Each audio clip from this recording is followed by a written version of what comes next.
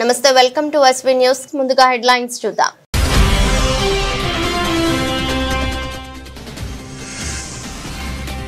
Future city development authority FCDA Bhavan నిర్మాణానికి శంకుస్థాపన చేసిన ముఖ్యమంత్రి రేవంత్ రెడ్డి.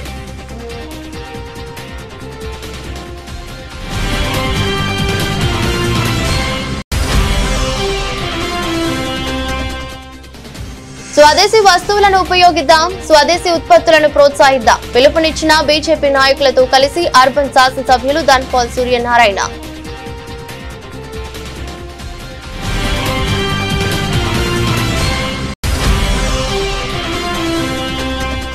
చివెంల మండలం ఉండ్రుగొండ గ్రామంలో ఇంటింటికి తిరిగి కాంగ్రెస్ బాకీ కార్డులను పంపిణీ చేసిన మాజీ మంత్రి గుంటకండ్ల జగదీష్ రెడ్డి. కాంగ్రెస్ ప్రభుత్వంపై తీవ్ర స్థాయిలో విరుచుకుపడ్డ ఎమ్మెల్యే.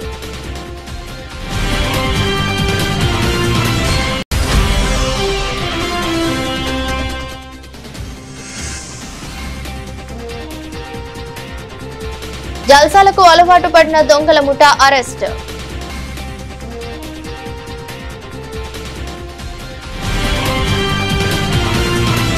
ప్రపంచంలోనే ఫార్చ్యూన్ 500 కంపెనీలు తెలంగాణలోని భారత్ ఫ్యూచర్ సిటీ మంచి కార్యకలాపాలను నిర్వహించుకునేలా ప్రభుత్వం ప్రణాళికలు సిద్ధం చేస్తుందని ముఖ్యమంత్రి శ్రీ రేవంత్ రెడ్డి వెల్లడించారు. ఫార్చ్యూన్ 500 కంపెనీలో ప్రస్తుతం 85 కంపెనీలు హైదరాబాద్ లో తమ కార్యాలయాలను స్థాపించాయని, భవిష్యత్తులో మిగతా కంపెనీలన్నీ ఇక్కడ తమ కార్యాలయాలను ఏర్పాటు చేసుకునేలా భారత్ ఫ్యూచర్ సిటీని అగ్రశ్రేణి నగరంగా తీర్చిదిద్దుతామని చెప్పారు. ప్రభుత్వం ప్రతిష్టాత్మకంగా చేపట్టిన భారత్ ఫ్యూచర్ సిటీ ప్రాజెక్టులో భాగంగా future city development authority FCDA Bhavan నిర్మాణానికి ముఖ్యమంత్రి శంకుస్థాపన చేశారు. రంగారెడ్డి జిల్లా కందుకూరు మండలం మీర్ఖాన్పేటలో జరిగిన ఈ కార్యక్రమంలో ఉప ముఖ్యమంత్రి మల్లుబట్టి విక్రమార్క, మంత్రులు దుద్దిల్ల శ్రీధర్ బాబు, అడ్లూరి లక్ష్మణ్ కుమార్, సలహాదారు వేం నరేందర్ రెడ్డి గారితో పాటు పలువురు ప్రజాప్రతినిధులు ఉన్నారు. కోర్టులో చుట్లు తిప్పకండి. ఓ సినిమాలో చెప్తారు, కోర్టులో ఓడిపోయినోడేమో కోర్టులోనే ఏడుస్తాడంట, కోర్టులో గెలిచినోడు ఇంటికి వచ్చి ఏడుస్తాడంట. ఎందుకంటే అడ్వకేట్లకు ఇచ్చిన ఫీజులతోని వాని సంసారం మొత్తం దివాలా తీసి వాడు మొత్తం సర్వం కోల్పోతాడు అని. ఓడినోడు కోర్టులో వేస్తాడు, గెలిచినోడు ఇంటికి వచ్చి ఏడుస్తాడు. అట్లనే ఈరోజు మీరు న్యాయవాదులను బతికించడానికో లేకపోతే రాజకీయ పార్టీలు ఉసిగొల్పితే వాళ్ళ చిక్కుల్లో మీరు పడకండి. మీ కేసులను అన్నిటినీ సావధానంగా పరిష్కరించే విధంగా ఈ రంగారెడ్డి జిల్లా కలెక్టర్కు, అదే విధంగా TGIS MD అధికారులకు నేను సూచనలు చేస్తున్నా. తక్షణమే వాళ్ళను పిలిచి కూర్చోబెట్టి వాళ్ళతో మాట్లాడి అమ్మికబుల్గా దీన్ని సెటిల్ చేసి వాళ్ళకు ఒక పరిష్కార మార్గం చూపించండి అని నేను అధికారులకు ఆదేశిస్తున్నా. నాకు 10 సంవత్సరాలు ఇవ్వండి, న్యూయార్క్లో ఉన్నోడు కూడా భారత్ ఫ్యూచర్ సిటీ నేను చూసి వచ్చినని చెప్పుకునే విధంగా ఈ రోజు ఈ నగరాన్ని నిర్మిస్తా. రేపు పొద్దుగాల మీరు గొప్పగా ఎక్కడుంటావు నువ్వు, నీ ప్రాంతం ఏది అంటే నాది భారత్ ఫ్యూచర్ సిటీ అని మీరు చెప్పుకునే విధంగా దీన్ని తీర్చిదిద్దే బాధ్యత మా ప్రభుత్వం తీసుకుంటుంది, నా సహచర మంత్రివర్గ సభ్యులు తీసుకుంటారు. జల్సాలకు అలవాటు పడి దొంగతనాలకు పాల్పడుతున్న ముఠాకు చెందిన ఇద్దరిని నిజామాబాద్ నగర 5వ టౌన్ పోలీసులు అరెస్ట్ చేసి వారి నుంచి సొత్తు రికవరీ చేశారు. ఈ ముఠాకు చెందిన ప్రధాన సూత్రధారులు 3 పరారీలో ఉన్నారని, ఈ మేరకు ఆదివారం ఈ ముఠా వివరాలను పోలీస్ కమిషనర్ సాయి చైతన్య వెల్లడించారు. నిజామాబాద్ నగరంలోని నాగారంలో గల బ్రాహ్మణ కాలనీకి చెందిన పవన్ శర్మ ఈ నెల 23న తన ఇంటికి తాళం వేసి వెళ్లాడు. గుర్తు తెలియని దొంగలు తాళం పగలగొట్టి ఇంట్లోకి చొరబడ్డారు. బీరువాలో ఉన్న 33 తులాల బంగారం, 25 తులాల వెండి, 30,000 నగదును ఎత్తుకెళ్లారు. బాధితుడి ఫిర్యాదు మేరకు పట్నా 5వ టౌన్ పోలీసులు కేసు నమోదు చేసుకుని దర్యాప్తు కొనసాగించారు. ఇవాళ Nizamabad division police north rural circle town 5 వాళ్ళంతా మా టీం చేసిన మంచి గుడ్ వర్క్ గురించి చెప్పడానికి పిలవడం జరిగింది. ఒక 33 తులాస్ ఆఫ్ గోల్డ్ రికవరీ చేయడం జరిగింది. విషయానికి వస్తే 23వ తారీఖున మనకి బ్రాహ్మణవాడి ఏరియాలో గోల్డ్ పోయింది అని మనకి ఇన్ఫర్మేషన్ మీద మన కంప్లైంట్ చేశారు. సో క్రైమ్ నెంబర్ 194/2025 అని టౌన్ 5 PS లో క్రైమ్ రిజిస్టర్ చేయడం జరిగింది. గోల్డ్ తర్వాత సిల్వర్ క్యాష్ పోయిందని కంప్లైంట్. సో అక్కడున్న మన ఆఫీసర్స్ అక్కడికి వెళ్ళి ఫీల్డ్ విజిట్ చేసి అక్కడున్న ఇన్ఫర్మేషన్ క్లూస్ అవన్నీ కలెక్ట్ చేసుకోవడం వల్ల మనం ఈ కేసులో 2 అక్యూజ్ని పట్టుకోగలిగాం, 33 తులాస్ ఆఫ్ గోల్డ్ రికవర్ చేయగలిగాం. అయితే మొత్తం ఈ ఇన్వెస్టిగేషన్లో వాళ్ళకి పట్టుకుని క్వశ్చన్ చేస్తే తెలిసింది ఏంటంటే 5గురు ఒక టీమ్ లాగా ఫామ్ అయ్యారు. షేక్ సాదిక్, తర్వాత వినోద్ శర్మ, సాదిక్ వినోద్ చౌహాన్, సాయినాథ్, తర్వాత షేక్ సల్మాన్ అలియా సోను అండ్ ఆకాష్. ఈ 5గురు ఒక టీంలా ఫామ్ చేసి దొంగతనాలు చేయడం ఇవన్నీ అలవాటు పడ్డారు. జల్సాల కోసం, డబ్బులు సంపాదించడానికి, ఈజీ మనీ కోసం దొంగతనాలు చేయడం, దాని ద్వారా డబ్బుల్ని ఖర్చు చేయడం అలవాటు పడ్డారు.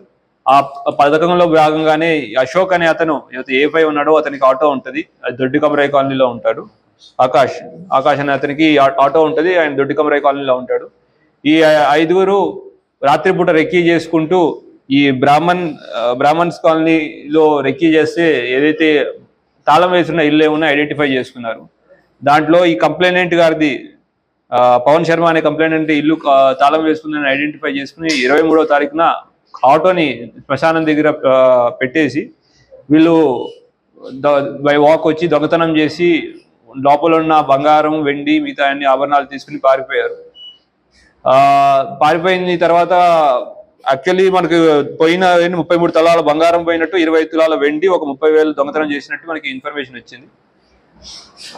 సో వాళ్ళ కోసం వెతుకుతా ఉంటే మొత్తం ఈ ఏరియా దొడ్డి కమరాయి కాలనీలో కొన్ని రోజులు వచ్చి మాయమైపోయినట్టు ఇన్ఫర్మేషన్ రావడం, మనం చెక్ చేస్తూ ఉండటంతో కంటిన్యూస్ చెకింగ్, ఇన్ఫర్మేషన్ పెట్టడంలో ఇవాళ మార్నింగ్ మనకి వస్తున్నారు, ఈ బంగారాన్ని అమ్మడానికి వస్తున్నారని ఇన్ఫర్మేషన్ రావడంతో మార్నింగ్ వెహికల్ చెకింగ్ పెడితే A5 ఆకాష్, తర్వాత A4 సోను, వీళ్ళు ఇద్దరు దొరకడం జరిగింది. వాళ్ళ దగ్గర నుంచి బంగారం కూడా రికవర్ చేయడం జరిగింది.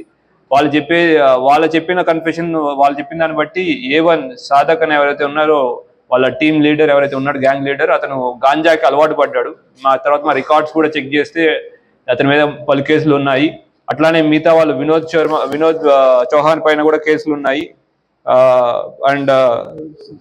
ప్రధానమంత్రి నరేంద్ర మోదీ గారి 126వ మాన్ కీ బాత్ కార్యక్రమాన్ని నిజామాబాద్ నగరంలోని సుభాష్ నగర్ ఎమ్మెల్యే క్యాంపు కార్యాలయంలో బీజేపీ నాయకులతో కలిసి అర్బన్ శాసనసభ్యులు ధన్పాల్ సూర్యనారాయణ వీక్షించారు. ప్రధానమంత్రి నరేంద్ర మోదీ జాతిని ఉద్దేశించి గొప్ప సందేశంతో పాటు ముఖ్యమైన అంశాలను ప్రస్తావించడం జరిగిందని, దేశ ప్రజలందరూ స్వదేశీ వస్తువులను ఉపయోగిస్తూ స్వదేశీ ఉత్పత్తులను ప్రోత్సహించాలని మన్ కీ బాత్ వేదికగా ప్రధానమంత్రి దేశ ప్రజలకు పిలుపునిచ్చారు. కేంద్ర ప్రభుత్వం మేడ్ ఇన్ ఇండియా నాదంతో దేశీయ ఉత్పత్తులను ప్రోత్సహిస్తూ సహకారం అందిస్తుందని, భారతీయ మహిళలు తమ నారీ శక్తితో వివిధ రంగాలలో చూపిస్తున్న ప్రతిభను ప్రపంచ దేశాలు ఆదర్శంగా తీసుకునేలా ఎదగడం గర్వకారణమని, నావీ, ఎయిర్, రక్షణ రంగాలతో పాటు గ్రామీణ స్థాయి మహిళలు సైతం చిన్న కుటీర పరిశ్రమలతో అభివృద్ధిని సాధిస్తున్నారని తెలిపారు. రాష్ట్రీయ స్వయం సేవక్ సంఘ్ ఏర్పడి 100 సంవత్సరాలు పూర్తి చేసుకున్న సందర్భంగా RSS చేసిన సేవలను ప్రధాని గుర్తు చేయడం జరిగిందని తెలిపారు.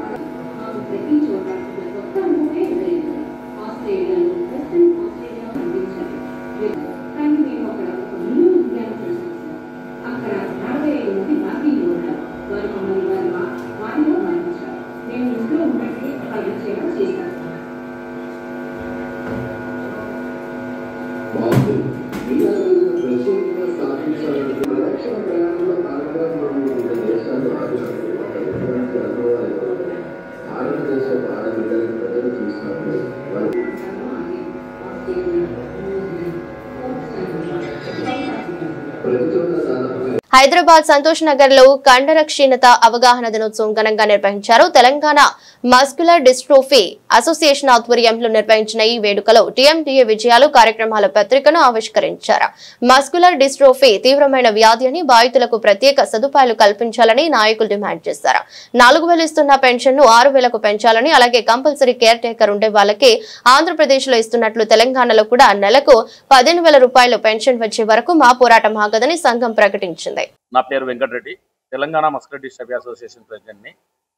మస్కులర్ డిస్ట్రోఫీ అంటే కండర క్షీణత బాధితున్నాం. ఈ కండరాల క్షీణత వ్యాధి ఎలా వస్తుందంటే జెనెటిక్ డిజార్డర్. ఇది వచ్చేసేసి 2-3 సంవత్సరాలప్పుడు కొందరికి స్టార్ట్ అవుతుంది. దాన్ని DMD అంటారు. అది వచ్చేసేసి 15-18 ఏళ్ళ కంటే ఎక్కువ పిల్లలు బతకట్లేదు అనమాట. అది చాలా సివియర్ డిజబిలిటీ ఉంటుంది. ఈ DMD వాళ్ళకు అసలు మెడిసిన్ అనేది ఎవరికి మెడిసిన్ లేదు. DMD వాళ్ళని చాలా తొందరగా మెడిసిన్ కనుక్కుంటున్నాం అంటున్నారు, ఇంతవరకు కనుక్కోవట్లేదు. అదొక ప్రయత్నం చేసి తొందరగా డిఎండి వాళ్ళకి మెడిసిన్ రావాలని కోరుతున్నాము. అదే ఎల్జిఎండి ఎస్ఎంఏ వాళ్ళు వీళ్ళకు 13 years నుంచి అట్లా స్టార్ట్ అవుతుంది. స్టార్ట్ అవ్వి ఏజ్ పెరిగినా కొద్దిగా మజిల్ మొత్తం వీక్ అయిపోతూ బాడీ మొత్తం మజిల్ మొత్తం వీక్ అయిపోతూ రోజు రోజు రోజు రోజు రోజు అట్లా క్షీణించుకుంటూ కొన్ని రోజులు కొంచెం ఒక కట్ట పట్టుకుని నడుస్తుంటారు. తర్వాత మొత్తం కింద కూర్చొని లేవరాకుండా అయిపోతుంది. తర్వాత వీల్ చైర్కే అవుతాం పరిమితం. తర్వాత ఇంకా కొన్ని రోజుల తర్వాత మొత్తం మంచానికే పరిమితం అవుతాం. ఆ తర్వాత కొందరికి స్నానం చేపియాలి, తినబెట్టాలి, అన్నం తినబెట్టాలి, నీళ్లు దాపాలి. ఎలా అంటే ఒక మంచి చిన్న పిల్లగానికి ఒక తల్లిదండ్రులు ఒక 1 year పిల్లగాన్ని ఎలా చూస్తారో ఆ విధంగా చూడాల్సినంత ఘోరమైన దుస్థితి ఉంటుందన్నమాట ఈ కండరక్షీణత వారితో.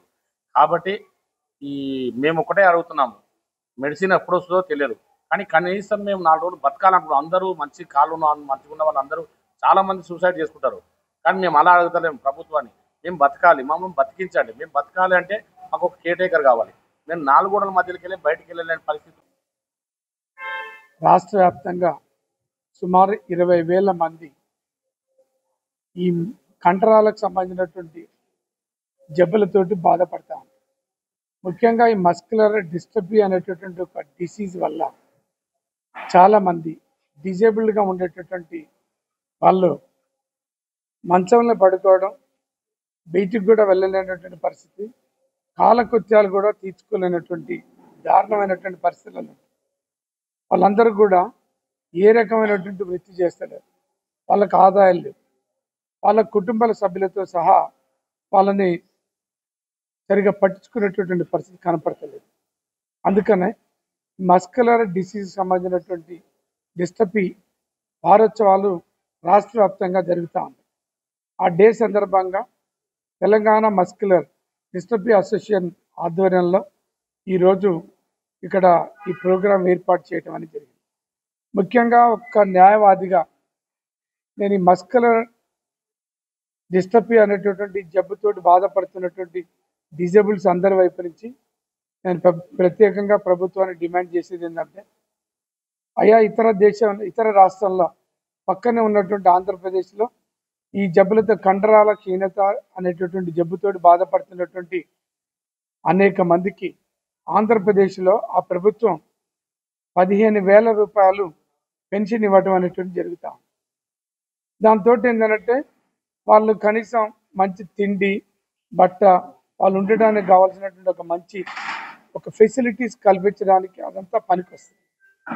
ఆంధ్రప్రదేశ్లో ఎట్లయితే 15,000 రూపాయలు ఈ కండరాల వ్యాధులతో బాధపడుతున్నటువంటి వ్యక్తులకు ఇస్తుర్రో, తెలంగాణ ప్రభుత్వం కూడా ఒక బాధ్యత, సామాజిక బాధ్యతలాగా దీన్ని తీసుకొని రాష్ట్ర వ్యాప్తంగా ఉండేటటువంటి ఈ కండరాల క్షీణత అనేటటువంటి జబ్బుతోటి బాధపడుతున్నటువంటి వీళ్ళందరికీ కూడా 15,000 రూపాయలకు తక్కువ కాకుండా పెన్షన్ ఇవ్వాలని చెప్పేసి మేము డిమాండ్ చేస్తాం. ముఖ్యంగా rights of persons with disabilities అనేటువంటిది ఒక యాక్ట్ ఉంది.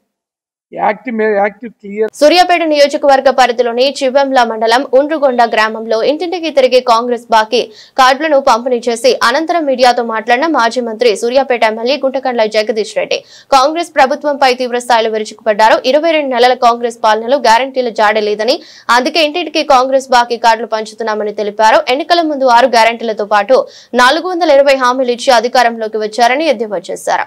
రైతు రుణమాఫీని డిసెంబర్ 9 లోపే చేస్తామని చెప్పినా అమలు చేయలేదని అన్నారు. హామీలే కాదు, ఇంటింటికి గ్యారంటీ కార్డు కూడా స్వయంగా కాంగ్రెస్ నాయకులే పంచారని తెలిపారు. గ్యారంటీ కార్డులు దగ్గర పెట్టుకుని రాకుంటే మాకు గుర్తు చేయమని ఆనాడే చెప్పినా ఇప్పటి వరకు ఒక హామీ కూడా నెరవేర్చలేదని తెలిపారు. 22 నెలలు పూర్తవుతుంది. అధికారంలోకి రావడానికి ముందు 6 గ్యారంటీలతో పాటు 420 హామీలు ఇచ్చింది. 6 గ్యారంటీలను దాంట్లో ఒకటొకటిగా రైతు రుణమాఫీ అయితే డిసెంబర్ 9నే చేస్తా అని చెప్పి స్వయంగా అప్పటి పిసిసి అధ్యక్షుడు, ఆ తర్వాత ముఖ్యమంత్రి అయిన నాయకుడు ప్రకటించిండు. గ్యారంటీ కార్డులు కూడా ఇచ్చిండ్రు. కాంగ్రెస్ పార్టీ గ్యారంటీ కార్డు అని చెప్పి కార్డులు కొట్టించి ప్రింట్ చేసి ఇప్పటి ఉప ముఖ్యమంత్రి, అప్పటి వర్కింగ్ ప్రెసిడెంట్ బట్టి విక్రమార్క గారు, మీరు ఇంటింటికి జాగ్రత్త పెట్టుకోండి, ఈ కార్డు చాలా విలువైంది, ఈ కార్డు ఉంటే మీకు తప్పకుండా రేపు మేము ఎవరిని వస్తే నిలబెట్టి అడగడానికి మీకు అవకాశం ఉంటుంది, మాకు గుర్తు చేయడానికి కూడా మీకు అవకాశం ఉంటుంది, కాబట్టి ఈ కార్డులను పోనీయకండి అని చెప్పి చాలా జాగ్రత్తగా దాచిపెట్టుకోమని చెప్పి సంతకాలు పెట్టి మరీ ఇచ్చారు. ఇప్పుడు ఆ కార్డులన్నీ కూడా ప్రజల దగ్గర ఉన్నాయి. మరి 22 నెలలు పూర్తవుతుంది. కానీ ఏ ఒక్క హామీ కూడా నెరవేర్చలేదు. కాంగ్రెస్ పార్టీ ఎన్నికల ముందు ఇచ్చిన గ్యారంటీ కార్డు ప్రకారమే వాళ్ళు ఇవాళ ప్రజలకు చెల్లించాల్సిన బాకీ ఎంతెంత ఉందనేది మేము చాలా స్పష్టంగా ప్రజలకు తెలియజేస్తూ, ఇది మీ హక్కు, కాంగ్రెస్ పార్టీనే చెప్పింది కాబట్టి ఈ కార్డులో మీకు వివరాలు ఇస్తున్నాం, కాంగ్రెస్ పార్టీ మీకున్న బాకీ వివరాలు, దాని ప్రకారం రేపు అడగండి మళ్ళీ ఎవరైనా కాంగ్రెస్ పార్టీ నుంచి మీ ఇంటి ముందుకు వస్తే అని చెప్పి మేము ఆ కార్డును ఇంటింటి పంచడం జరుగుతుంది. ఇవాళ రైతులకు సంబంధించి రుణమాఫీకి సంబంధించి దాదాపుగా 50,000 కోట్ల రూపాయల రుణమాఫీ చేయాల్సిన కాంగ్రెస్ పార్టీ ప్రభుత్వం కేవలం 20,000 చేసామని చెప్పారు, కానీ వాస్తవానికి దాంట్లో రియలైజ్ అయింది 17,000 కోట్లే అని చెప్పి మన ఆర్థిక శాఖ స్పష్టంగా ప్రకటించింది. అంటే ఇంకా 30,000 కోట్లకు పైగా రైతాంగానికి బాకీ ఉంది. అదేవిధంగా రైతు బంధు కాదు, నేను రైతు భరోసా ఇస్తా, ఇవాళ ఇస్తే కేసీఆర్ 10 ఇస్తుండు, నేను రాగానే 15 ఇస్తా అని చెప్పి రైతాంగానికి చెప్పి మోసం చేసి ఇప్పటి వరకు కూడా ఇవ్వకుండా ఎగ్గొట్టిన బాకీ ఒక్కొక్క ఎకరానికి 19,000 చొప్పున ఇవాళ కాంగ్రెస్ పార్టీ బాకీ ఉంది. ఇంకొక వైపు మహిళలకు 2,500 మీకు మొదటి నెలలనే ప్రారంభం చేస్తామని చెప్పి స్పష్టంగా చెప్పిండ్రు, అది కూడా ఇవాళటి వరకు ఇవ్వలేదు. దాని ప్రకారం మహిళలకు ఒక్కొక్క మహిళకి ఇవాళ 55,000 రూపాయలు బాకీ పడ్డది Congress party.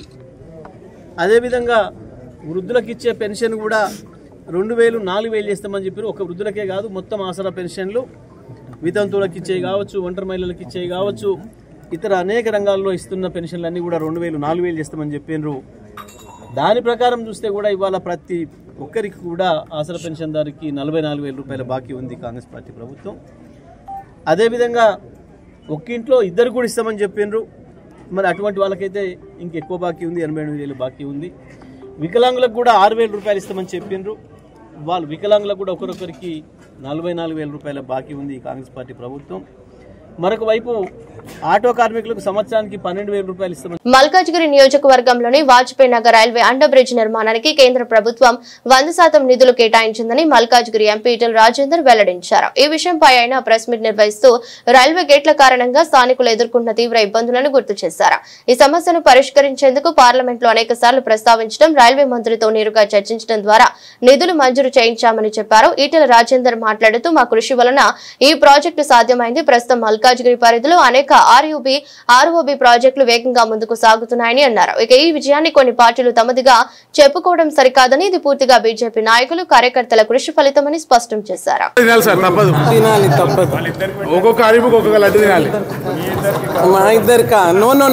It is his achievement, that is well.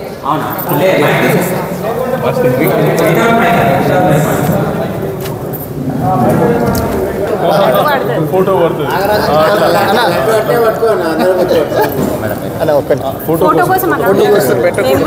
Sir, ఇచ్చేయండి, మీకు ఇబ్బంది అయినా నేను చూసిస్తాను.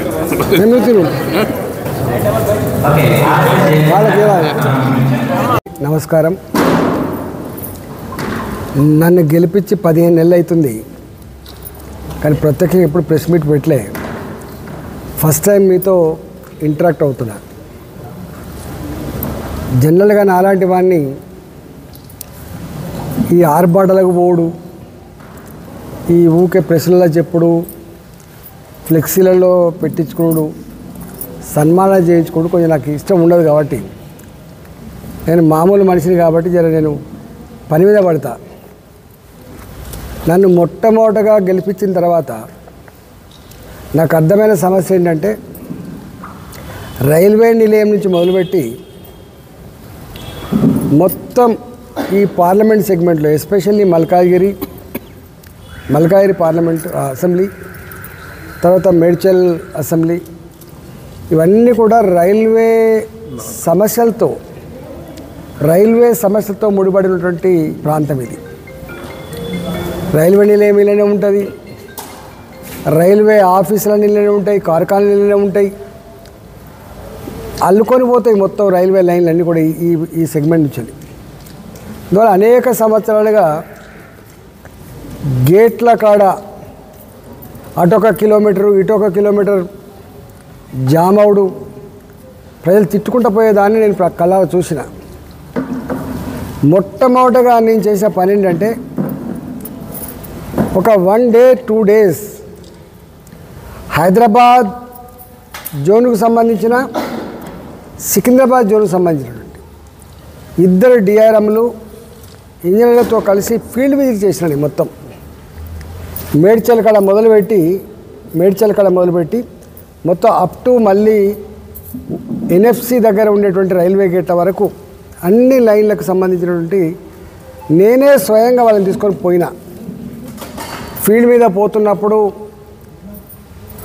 ఏమేమి సమస్యలు ఉన్నాయో లోకల్ ప్రజలతో తెలుసుకొని మళ్ళీ ఒక కోఆర్డినేషన్ మీటింగ్ పెట్టా. వీటన్నిటితో కోఆర్డినేషన్ మీటింగ్ పెట్టా. మీటింగ్ తర్వాత ఇక్కడ ఉన్న సమస్యలన్నీ కూడా కేంద్ర మంత్రి గారు అశ్విని వైష్ణవ్ గారితో మీటింగ్ పెట్టుకున్నా. 1-2 సార్లు పెట్టుకున్నా. కొన్ని సమస్యల మీద స్వయంగా నేనే పార్లమెంట్లో కూడా మాట్లాడినా. ఈ పార్లమెంట్ పరిధిలో రైల్వే అల్లికలు ఉంటాయి, నాకున్న పనంతా ఇదే ఉంటుంది. మీరు కొంత ఇక్కడ కొండాపూర్ గ్రామం పెద్దమూల మండలం నుంచి ఇట్లు ఆగొచ్చి మా చేనులు ఇట్లా చాలా నష్టపోయినాయి. మాకు ఏమీ ఎకరకు ఇంత 20,000 ఖర్చు వచ్చింది. ఈ పత్తి కడ్లీ పెట్టుకున్నందుకు దాని మందులకు కూడా సరిపోలేదు. మీకు మంచిగా టైంలో ఇప్పుడు కాశ మూమెంట్లో ఆగవేయకపోయినా ఇంకా మేము ఏం చేయగలుగుతాం? ఇంకా ఏడాదిదాకా పెట్టుకున్నారు. మేము ఇంకా కావాలంటే ఇంకా మంచిగా ఉంటే ఇంకా 10,000 దాకా ఇంకా ఖర్చు వచ్చేది. ఇది ఇప్పుడు మంచి కాపురం ఉన్నది. ఇది పత్తి ఇప్పుడు మాకు నష్టమైంది. దీన్ని జర్నల్ తీసుకొని మీరు పెద్దగా ఎమ్మెల్యే గారు తీసుకొని సీఎం దగ్గర తీసుకుపోతే దీన్ని పట్టించుకుంటే మాకు చాలా అవకాశం ఉన్నది. ఇట్లా అగ్రికల్చర్ వాళ్ళు కూడా దీన్ని పట్టించుకొని చేస్తే కూడా మాకు చాలా ఇబ్బంది ఉన్నది. దీన్ని పట్టించుకొని చాలా మంచిగా తీసుకుపోయి పెద్ద లెవెల్లో పెడితే మాకేమన్నా గవర్నమెంట్ నుంచి ఇంత నష్టపరిహారం ఏమన్నా చేసి మాకు ఏమన్నా కట్టిస్తే మంచిగా ఉంటుందని అవకాశం ఇచ్చిన పెద్దలకు కూడా మేము సెలవు తీసుకుంటున్నాం. ఈరోజు నిన్న మొన్న అకాల వర్షాలుగా గ్రామం కొండాపూర్, మండల్ పెద్దేముల్, జిల్లా వికారాబాద్, తాలూకా తాండూర్ మరియు రైతుల మేము 5 ఎకరాల పొలంలో కంది పత్తి పెట్టుకుంటే యావు పక్కల ఉన్న చేళ్ళు మాకు ఏమిటికి పనికి రాకుండా కొట్టుకపోయి స్థితిలో ఉన్నాము. మరి ఒక ప్యాకెట్కు 15,000 ఖర్చు ఇప్పటికే దాదాపు వచ్చింది. మరి కంది మరి పత్తి ఈ దిక్కులేని సొత్తుల్లో మేము ఉన్నాము. కాబట్టి మరి ఈ చేను తప్పితే మాకు ఇంకా వేరే మార్గం ఉండగా బతుకుదేరు లేదు. మరి సహకారంలో మరి అగ్రికల్చరు వాళ్ళు ఇట్లా వచ్చి దీని గవర్నమెంటు మరి యాక్షన్ తీసుకొని మాకు మరి ఈ గ్రామంలో ఈ కొండాపూర్ గ్రామంలో ఇంచుమించు దాదాపు 50 ఎకరాల వరకు నష్టం జరిగినట్ల మరి ఉన్నది. కాబట్టి మీరు తక్షణమే మాకు ఈ పంట నష్ట పరిహారం కట్టియాలని చెప్పుకుంటూ మరి ఇంచుమించు దాదాపు మరి ప్యాకెట్కు 15,000 ఖర్చు ఇంతవరకే వచ్చింది. మరి దీన్ని తీసేసరికల్లా ఇంచుమించు ఒక 20,000 ఖర్చు వరకు వస్తుండే. కానీ కాకపోతే ఈ మధ్యలో పోయింది. మేము ఎక్కడ ఈ దిక్కుజోసని పరిస్థితుల్లో ఉన్నాము. పంట చేతుకు లేదు, మరి ఏ కూడా పనిబాట లేదు మాకు. మేము బతకనికి కూడా చాలా కష్టకాలంలో ఉన్నాం. కాబట్టి మీరు గవర్నమెంట్ మాకు సహకరించాలని చెప్పి మనవి చేసుకుంటూ ముగించుకుంటున్నాం. దేవి శరన్నవరాత్రి ఉత్సవాల్లో భాగంగా సైదాబాద్ విజయనగర్ కాలనీలో విజయ వినాయక ఆలయ ప్రాంగణంలో మాతాకి చౌకీ జాగరణ ప్రత్యేక పూజా కార్యక్రమం ఘనంగా జరిగింది. ధర్మరక్ష ఫౌండర్ బీజేపీ సీనియర్ నాయకుడు చీకోటి ప్రవీణ్ కుమార్ ఆధ్వర్యంలో జరిగిన ఈ జాగరణలో భక్తులు భారీ సంఖ్యలో పాల్గొని అమ్మవారిని ఆరాధించారు. కార్యక్రమానికి కేంద్ర మంత్రి కిషన్ రెడ్డి, రాష్ట్ర బీజేపీ అధ్యక్షుడు రామచంద్రరావుతో పాటు పలువురు ఎంపీలు, ఎమ్మెల్యేలు హాజరై ప్రత్యేక పూజలు చేశారు. ఆలయ ప్రాంగణం నిండా భక్తుల హర్షధ్వానాలు మారుమ్రోగగా జాగరణ ఉత్సవం అత్యంత వైభవంగా విజయవంతమైంది.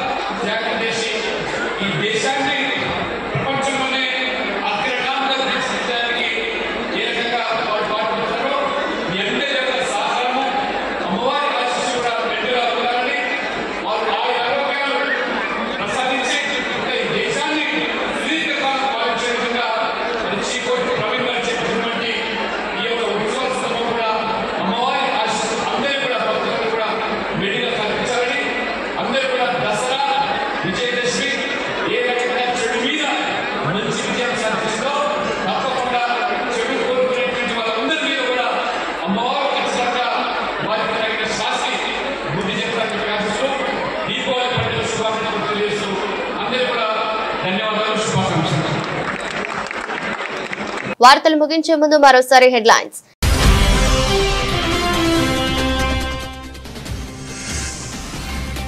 Future city development authority FCDA Bhavan నిర్మాణానికి శంకుస్థాపన చేసిన ముఖ్యమంత్రి రేవంత్ రెడ్డి.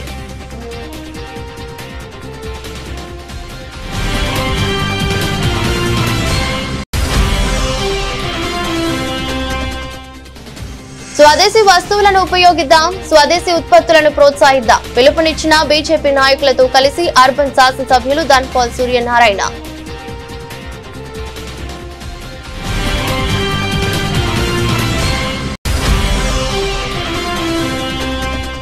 చివెంల మండలం ఉండ్రుగొండ గ్రామంలో ఇంటింటికి తిరిగి కాంగ్రెస్ బాకీ కార్డులను పంపిణీ చేసిన మాజీ మంత్రి గుంటకండ్ల జగదీష్ రెడ్డి. కాంగ్రెస్ ప్రభుత్వంపై తీవ్ర స్థాయిలో విరుచుకుపడ్డ ఎమ్మెల్యే.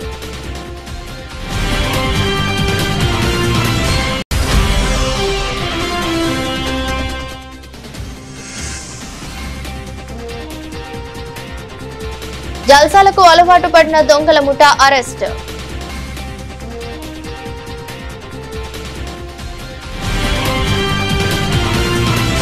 ఇదరస్ట్ బులెటిన్ మరో బులెటిన్లో మళ్ళీ కలుద్దాం. అంతవరకు సెలవు. నమస్కారం.